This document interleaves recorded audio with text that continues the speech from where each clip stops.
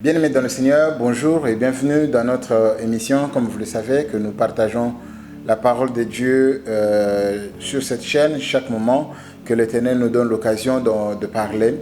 Alors, nous n'allons pas trop traîner, je vous inviterai à prier avec nous. Père, nous te sommes infiniment reconnaissants, merci pour la grâce que tu nous accordes de parler à ton peuple, de parler, Seigneur, de ta part. Car la Bible dit, poussé par l'Esprit, que les hommes ont parlé de la part de Dieu. Nous voici, Seigneur, ici. Nous ne parlons pas de nous, mais nous parlons de toi. Il est temps, ô Père, que tu nous parles, que tu nous transmettes, Seigneur, ta connaissance à toi. Nous ne nous glorifions pas nous-mêmes, mais plutôt nous prêchons Christ crucifié, lui qui est mort et qui est vivant. Merci de ce moment, Seigneur, que nous allons passer ensemble. Et merci aussi à tous ceux qui nous suivent. Merci de disposer le méga, merci de disposer le temps de nous suivre du début jusqu'à la fin. Ô Père, nous te sommes infiniment reconnaissants. Merci de ce moment glorieux que nous allons passer ensemble. Au nom de Jésus, nous avons ainsi prié. Amen. Amen. Voilà, aujourd'hui, comme vous le savez, que nous sommes en train de parler de Dieu tout le temps. Aujourd'hui, nous allons exploiter un verset que la majorité ont déjà lu. Mais nous allons en fait nous atteler sur un mot. Le thème que nous allons explorer aujourd'hui s'intitule « Vous auriez cru en vain ». Vous auriez cru en vain. Peut-être tu as cru aussi au Seigneur, mais peut-être tu as aussi cru en vain. Donc nous allons le comprendre. Cela est dans le livre de 1 Corinthiens, chapitre 15. Nous commencerons par le premier verset jusqu'au 23e verset. Nous n'allons pas tous lire au même moment, mais nous irons verset par verset. Comme ça, nous pouvons comprendre ce que le Seigneur nous a prévu ou nous donnera ce jour où nous le suivons. Nous allons commencer notre lecture par le 1 Corinthiens chapitre 15, le premier et le deuxième verset. Je vous rappelle, frères, l'évangile que je vous ai annoncé, que vous aviez reçu, dans lequel vous avez persévéré et par lequel vous êtes sauvés, si vous retenez dans le terme où je vous l'ai annoncé. Autrement, vous auriez cru en vain. Ici, l'apôtre Paul, pendant qu'il était en train de rédiger cette lettre, il n'était plus à Corinthe. Il était déjà sorti de cette ville et c'était une lettre qu'il adressait aux fidèles de l'église qu'il avait fondée à Corinthe. Comme vous savez que la ville de Corinthe, pour ceux qui ne le savent pas, c'est une ville en Grèce, mais qui est située entre deux mers. Donc, il y a la mer de l'autre côté, la mer d'une autre côté. Et cette ville, c'était une ville de sages, une ville où il y avait plein de sages. Les historiens disent, tu ne pouvais pas marcher 5 mètres dans cette ville de Corinthe sans rencontrer un sage. C'était une ville où il y avait l'engouement de commerçants ou l'engouement de toutes sortes de choses qui s'est passé soit dans le bon côté ou soit dans le mauvais côté. Ça veut dire dans cette ville on trouvait des temples de prêtresses où quand on part rendre un culte à une prêtresse, donc ça veut dire on va aller commettre des bêtises avec elle. Je n'aurais pas utilisé des mots forts ici parce que tout le monde nous suit. Il y avait cette atmosphère de commerçants et Paul quittant Jérusalem ou à Rome, où quand il est revenu, il s'est installé dans cette ville pendant 2 ans. Il a fondé cette église où il va laisser Paul pendant que lui-même avait un peu de difficultés dans la ville. On commençait à le menacer vu l'évangile qu'il apportait. Il commençait à être menacé et du coup il a pris la fuite. Il avait sauté par le mur pour aller dans d'autres villages, par exemple à Bérée, à Macédoine et d'autres villes. Alors ici, il est en train de rappeler, c'est pourquoi il commence par dire « Je vous rappelle mes frères ».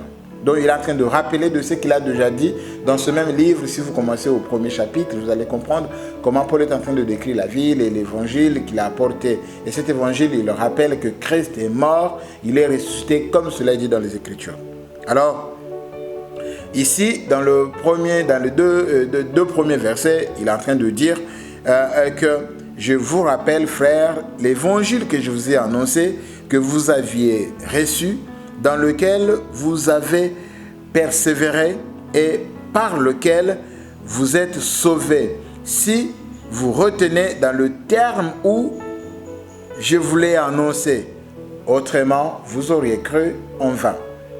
Parce qu'en fait, il y a eu des discussions à l'église. Donc, laissez-moi d'abord continuer ce que j'avais préparé. De nombreux chrétiens ont été troublés par la signification de ce croire en vain.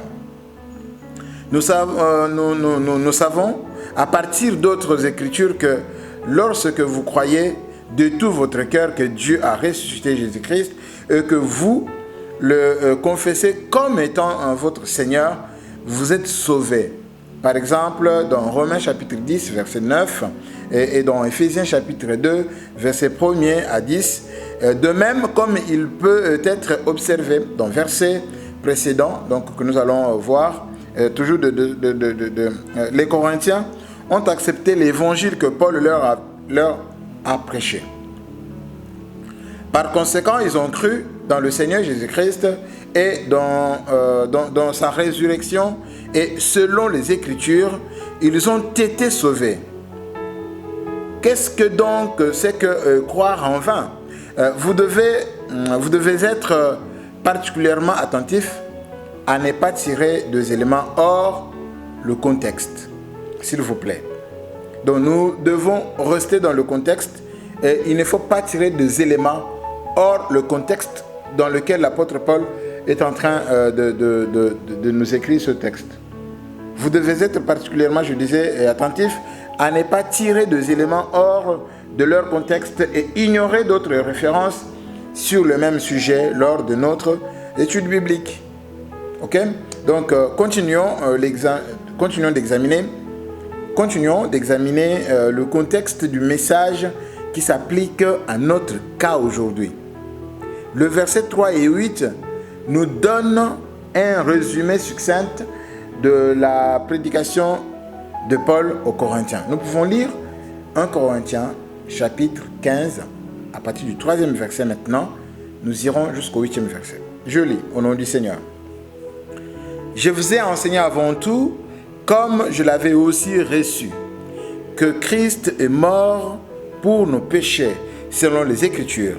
Il a été enseveli et il est ressuscité le 3e jour, selon les Écritures, et qu'il est apparu à Céphas, donc Pierre, puis aux 12.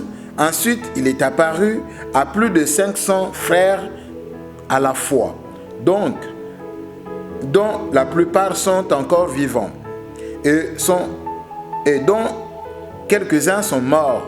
Ensuite, il est apparu à Jacques, puis à tous les apôtres. Après eux tous, il m'est aussi apparu à moi. Ça, c'est Paul qui est vraiment en train de lire ce que Paul a écrit. Je n'explique pas. Vous pouvez avoir dans ce message l'importance que Paul a placée par la révélation dans la résurrection de Christ. Il cite particulièrement le témoin visuel de la résurrection. Nous verrons dans une minute donc pourquoi il a agi ainsi. Dans la seconde moitié du verset 8,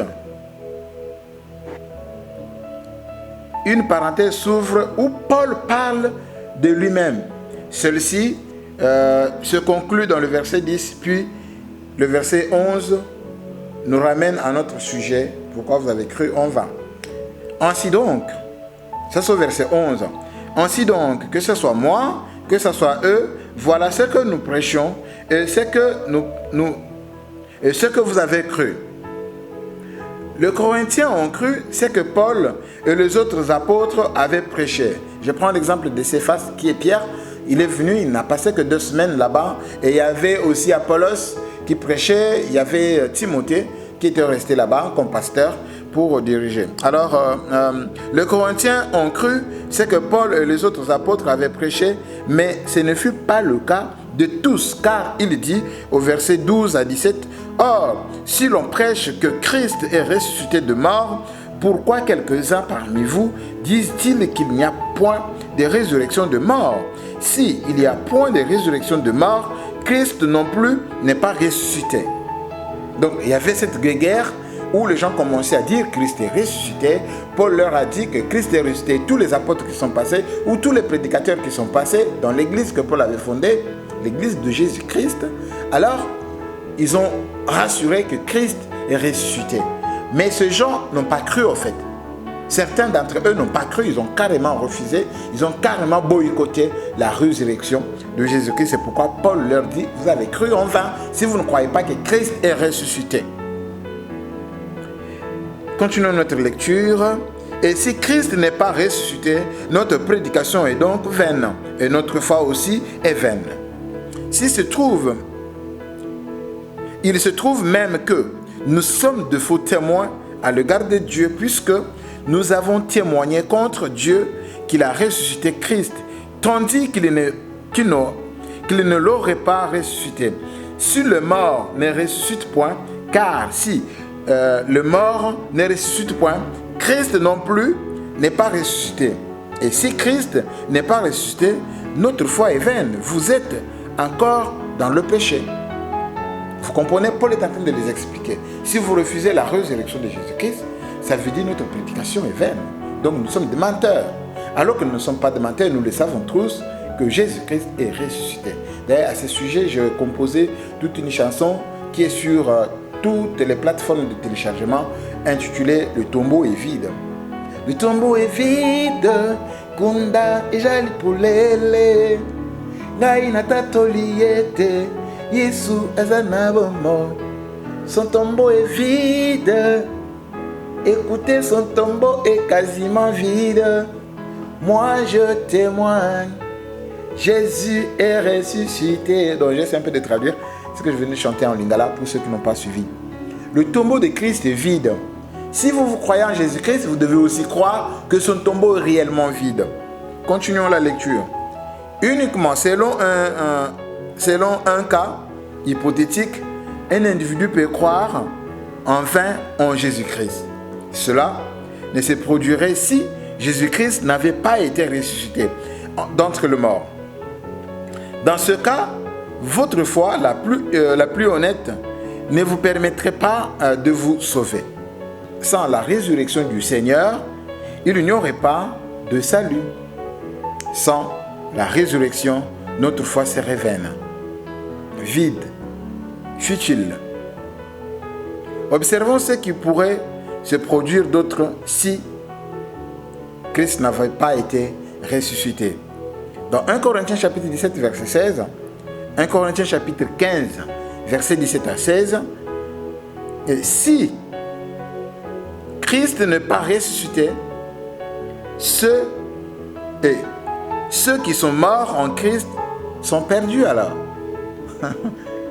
Donc si vous dites que Christ n'est pas ressuscité, ça veut dire ceux qui sont morts en Christ sont perdus. Et si Christ n'avait pas été ressuscité, alors tous les croyants morts en croyant en lui seraient perdus. Car que pouvons-nous espérer s'il n'y a pas de résurrection? Cependant, tout ceci ne serait arrivé que si Christ n'avait pas été ressuscité, ce qui continue seulement une situation hypothétique, car voici ce que la réalité. Maintenant, je vous invite à voir la réalité. 1 Corinthiens chapitre 15, verset 20. Mais maintenant, Christ est ressuscité d'entre les morts. Et je le confirme aussi que Christ est ressuscité d'entre les morts. Alléluia. L'expression « mais maintenant » établit un contraste entre les éléments qui précèdent cette parole, le cas hypothétique de versets 17 et 18. Ce qui la suit, dans la réalité, mais maintenant, Christ est ressuscité d'entre les morts. Voici la réalité. Notre croyance n'est pas vaine. Nous qui croyons en Christ, notre croyance n'est pas vaine. Je te rassure ma soeur, je te rassure mon frère, que toi qui as cru en Christ, ta croyance n'est pas vaine. Christ est réellement ressuscité. On peut nous dire que Christ n'a pas été ressuscité. Ok, prouvez-nous alors Si vous dites qu'il a été volé, vous devriez nous prouver là où son corps a été jeté ou enterré après. Si vous dites qu'il a été dérobé par ses disciples, attention, ce disciple ne restait que 11 ans lorsque Christ est mort, parce que Judas était parti déjà, il s'était pendu. Ok? Et ces gens étaient dans la stupéfaction, ils étaient dans la peur. Ils ne pouvaient pas supporter. À peine qu'ils étaient dispersés déjà, comme il est dit dans Luc, chapitre 10, à partir du 19e verset, où Jésus dit, Pierre, je vis Satan vous réclamer pour vous cribler comme du blé. Et effectivement, ils ont été criblés comme du blé quand Christ a été arrêté. Ok? Pour ceux-là qui parlent de réclamation, on met des sujets de réclamation de côté. Aujourd'hui, on ne parle pas de réclamation. Par contre, nous parlons de la résurrection. Et vous comprenez que dans cette résurrection, et le jour où il est mort, le disciple n'avait plus de repères. Donc, ils avaient la peur de ne plus continuer l'œuvre. Alors, comme Jésus le dit dans Luc 10, il dit, et Pierre, moi j'ai prié pour toi, dès que ta foi sera reconstituée, que tu puisses fortifier les autres. C'est comme ça qu'on va le voir dans Actes des Apôtres, chapitre 2, quand le Pentecôte est arrivé dans le Saint-Esprit et descendu lors du Pentecôte. En ce moment-là, les disciples, la foi est revenue, ils ont recommencé. Donc, ils avaient la peur quand Christ est mort, donc ils ne pouvaient pas voler le corps. Et la tombe de Jésus, vous le savez, cette tombe était entourée des militaires, des milliers et des milliers de militaires. Donc, personne ne pouvait venir corrompre les militaires. Voilà pourquoi là où nous avons lu au-dessus là, nous expliquons comment Christ est ressuscité et il a apparu aux témoins vivants. Donc Paul s'identifie aussi, il m'est apparu à moi aussi. Donc après les femmes, après Pierre, après les disciples sur la route d'Emmaüs, et après plus de 500 frères, donc, vous voyez tout ça, il est apparu. Mais ce qui est curieux, c'est que Christ n'a pas voulu aller se montrer devant ses adversaires, ceux qui l'ont tué. Si c'était toi et moi, nous irons leur dire, bon écoutez, vous m'avez crucifié le gars, regardez mes mains, je suis là. Mais Christ n'a pas fait comme ça. C'est comme dans nos précédentes prédications, nous disions, où les gens qui veulent toujours se faire voir en disant, oh, comment la gloire de Dieu va s'éclater dans ma vie. Oh là là là là là là là. Ce n'est pas ça, Christ ne l'a pas fait. Nous sommes ceux qui copient Christ, comme Paul l'a dit, que soyez mes imitateurs, comme moi je le suis à Christ. Donc toi et moi, nous irions vers Pilate et les autres pour leur dire, regardez, vous m'avez crucifié, je vous avais dit que je ressusciterai le troisième jour, je suis là. Pourquoi s'est-il caché à ceux-là, mais il s'est révélé à ses enfants? Oui, je prie que le Seigneur se révèle aussi à toi, que tu le connaisses dans son intégralité, que tu le connaisses tel qu'il est, tel qu'il se présente dans les Écritures. Il ne faut jamais tordre l'image de Christ, il ne faut jamais tordre l'image de Dieu par des situations terrestres.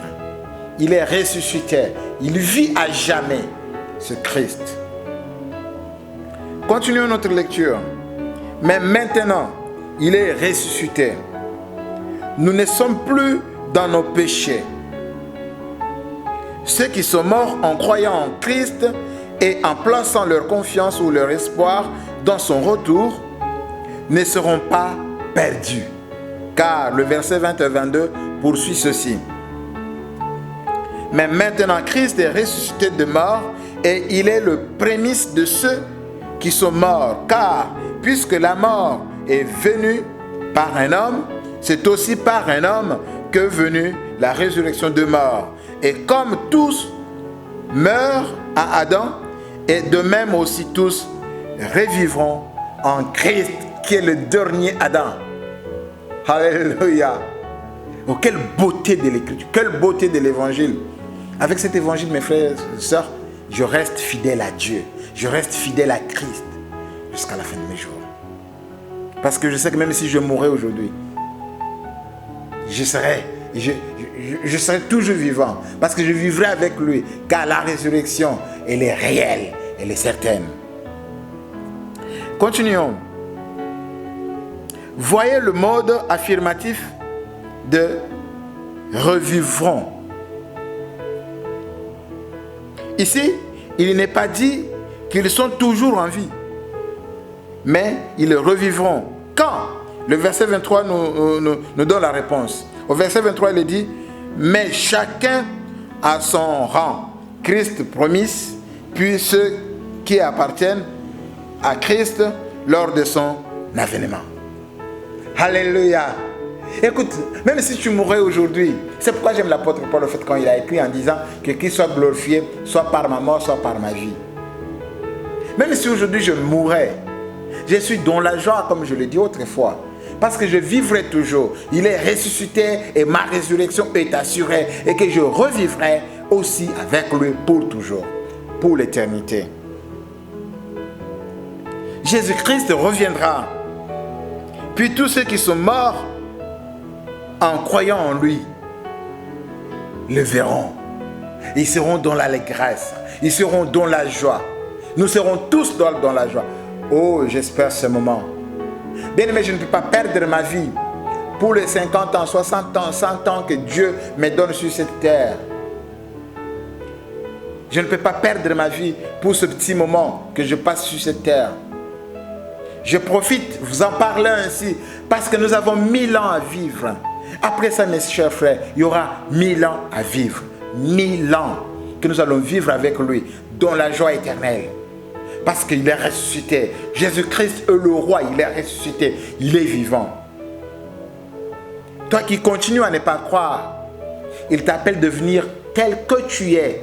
Il ne t'a pas dit d'abandonner. Moi aussi, je ne te dis pas, abandonne d'abord tes péchés et puis viens à Jésus. Non, il nous dit de devenir tel que nous sommes et de placer en lui notre confiance. Et quand nous plaçons en lui notre confiance, nous revivrons éternellement.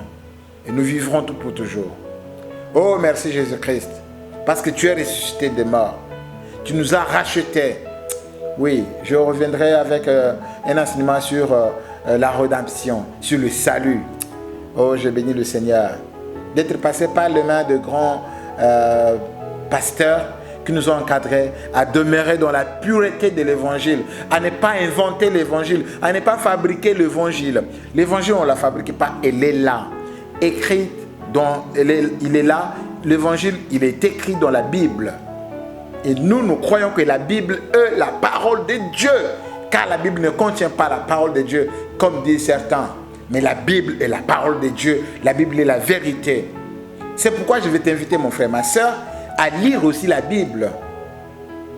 Il ne faut pas suivre les allégories. Que les gens interprètent la Bible de leur façon, de leur manière. Nous croyons en Christ, parce qu'il est notre tout. Et ce qui est écrit là, c'est ça la vérité. On ne peut pas inventer la roue. La Bible, il ne faut pas l'interpréter dans vos pensées à vous. C'est une autorité qui s'impose à nous. Alléluia. Voilà, nous sommes arrivés quasiment à la fin. Alors, pour conclure, nous allons dire ceci donc. Nous nous posons d'abord cette question. Notre croyance peut-elle être vaine? La réponse est quasiment non. Elle aurait été vaine si Christ n'avait pas été ressuscité. Mais prions le Seigneur car il l'a été. Et à sa venue, ceux qui sont morts en Christ le verraient. Et donc les vrais chrétiens qui sont morts en Christ ressusciteront également avec lui. Oui, je prie mon frère que toi qui as cru vraiment dans le véritable Christ, que tu ressuscites ce jour-là aussi pour aller rencontrer notre époux qui vient bientôt. Oh, quel amour, quelle grâce de connaître Dieu, de connaître Christ.